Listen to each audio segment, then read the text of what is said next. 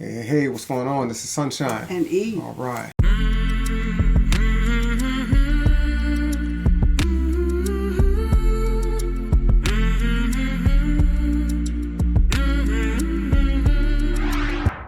Hello, YouTube world. We're back for some more reaction videos. That's right. We're going to do some vacation ones. Do some vacation. This is America's best islands.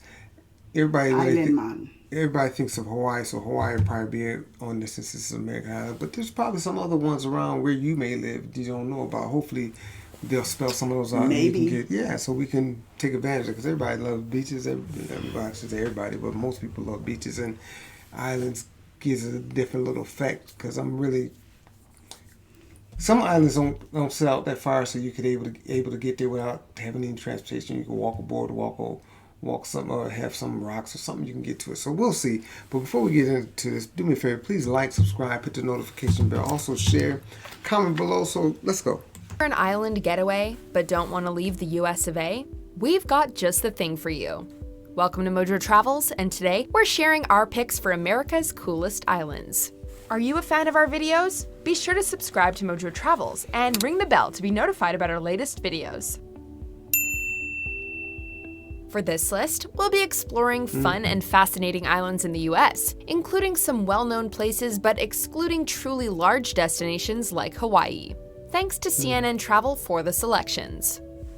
Fire Island, New York. This mostly unspoiled island off the coast of the much larger Long Island is a welcome change from the Hamptons. With long strips of underdeveloped shoreline and quiet beaches, this island is a great place for birdwatching, paddling, fishing, and camping. Fire Island has just a few hundred residents year-round, but hosts many thousands of visitors each summer. It's especially popular on July 4th, when hundreds of drag queens and spectators flock to the island for the annual event, Invasion of the Pines. When you're finished touring Manhattan, head here.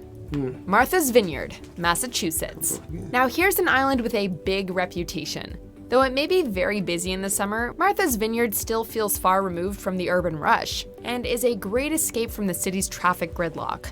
Just a 7-mile ferry ride from the shores of famed Cape Cod, this quaint little island frequented by many celebrities boasts picture-perfect island beaches, scenic clay cliffs, and down-to-earth pubs. If you're a fan of cycling, it's a great place to visit because the island offers smooth bike paths along the coast to enjoy the Atlantic views.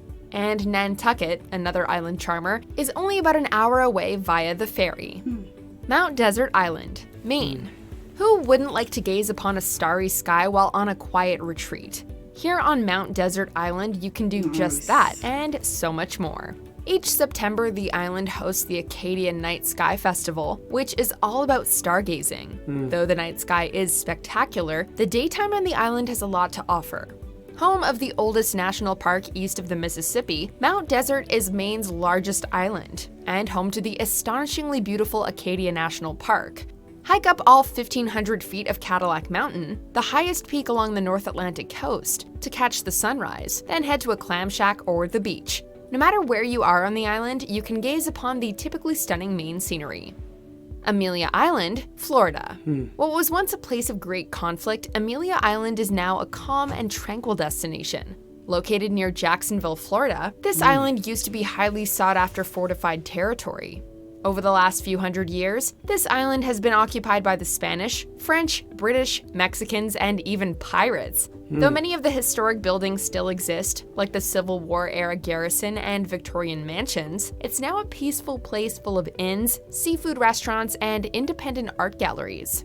Amelia Island is a fantastic place to do some fishing, sailing, manatee watching, and to enjoy perhaps the least crowded beaches you'll find in Florida. Santa Catalina Island, California.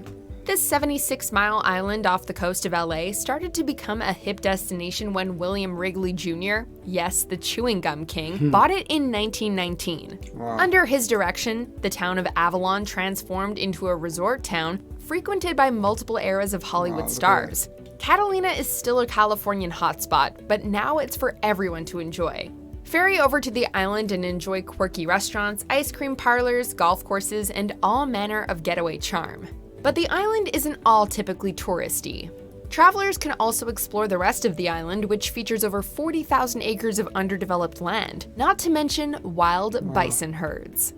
St. John, U.S. Virgin Islands. For our next island, we head to the Caribbean, that legendary destination of sun and sea. Home to the Virgin Islands National Park, this charming island paradise, much less flashy than its neighbor St. Thomas, is approximately 60% designated tropical preserve and is a great place to see wildlife, both on land or while snorkeling. Unfortunately, St. John was hit with 2 Category 5 hurricanes back in 2017, which destroyed many buildings and natural landscape features. But St. John has bounced back and is recovering strong. The storm certainly didn't wash away the white sand beaches and turquoise waters. Sanibel Island, Florida.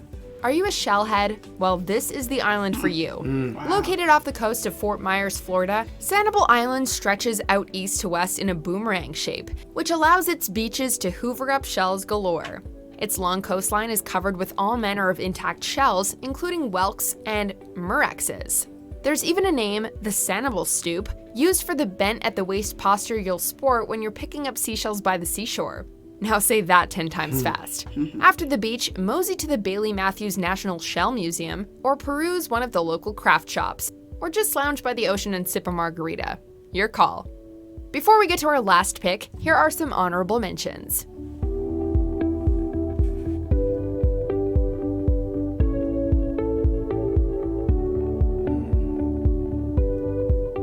Cumberland Island, Georgia. Whether you're seeking some luxury or a rustic getaway, this one has it all on offer. Located off the southeastern coast of Georgia, this island is mostly designated National Seashore and hosts no more than 300 tourists each day. There are campsites for adventurous trailers who want to hike, bike, and try and see the island's famed feral horses, who often roam the shoreline. For those looking for a more charmingly upscale experience, the Greyfield Inn is the only commercial establishment on the island, and you can meander through the various mansions that sprinkle the island, holdovers from when it was the playground of the wealthy Carnegie clan. Do you agree with our picks? Check out this other recent clip from MojoTravels and Yeah, those are kind of interesting. The only thing, because I am considered a city guy, I always have to say to myself, like I look when they show the trails, I said, well, it looks interesting, but I'm like, what wildlife is there though? What wildlife do I have to look out for? Because I know up in the Smoky Mountains, a lot of people do the trails and stuff. I said, it sounds fun. But then it's like, I talked to some of the people that do it. Say, yeah, we went and we seen the bear. Well, you seen the bear? And so there's certain wildlife that's what my concern is. And like a lot of people say, oh, you never see it because so many people, they just say, when I go, that's when they'll show up. So that's why I don't, I always want to question that. But I just love the enjoyment of the walking the trail. That's why I rather do like the mountains or the caves or something like this.